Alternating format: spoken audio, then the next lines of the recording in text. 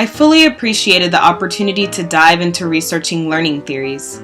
Though I am usually a proponent of constructivist ideas, I felt that this month gave me the opportunity to explore different learning theories, such as humanism, that could continue to inform my working knowledge of constructivism. I learned particularly that conducting effective research is hard, and that you really need to dedicate some time to diving into research databases, reading from different perspectives, and taking notes, either on the computer or on paper. Even with spending time reading articles, I'm reminded that there is so much research out there to explore. I am excited to continue to learn, to read, and to become a master in the different ways people learn, so I can apply those techniques to any instructional design I create. The knowledge I now have about copyright is another major learning I take away from this second course. Although right now it seems rather limiting, and I'm deathly afraid of doing anything to break copyright law, I see this new knowledge as a way to push myself to really think about how to create my own digital content. I was pushed this month to consider taking my camera with me at all times so that I can capture video or photos that inspire me or that I know I can use in future projects. Copyright is no joke, and I really like the opportunity to explore Creative Commons and to choose a license that I could apply to my own work. This assignment really gave me the feeling that what I'm creating is important to my studies, and that I should really think about what I want my audiences to do with the content I put on the web. The most valuable skill I learned this month was learning how to navigate the ins and outs of iMovie to create projects that look professional and audience-worthy.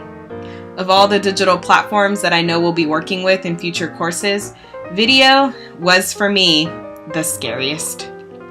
Perhaps because I felt that there's less that you can hide in video. Perhaps because I thought that whatever technology I could use to do anything with video was just downright hard to learn. I'm not quite sure where my apprehension was, but I now know that working with video is actually not too different from revising and editing an essay. I just happen to be working with images that move and that I can sync to music. I'm inspired now to create a couple of personal projects to continue applying my knowledge of iMovie while my new learning is still fresh on my mind. I look forward to sharing my work with my professors and classmates as we move forward in this program. It's definitely been a month of hard work and overcoming challenges. If I could go back, I would be more purposeful about spacing out the time for completing assignments. Paying attention to the amount of hours the assignments will take, important. I learned that these time frames were in fact accurate, and that if you're not as tech savvy as you'd like to be yet, as was the case with me, you want to build some time for your own personal learning curve. I'm sure glad I'm more aware of my own learning curve now. I'm sure it will be helpful in future courses.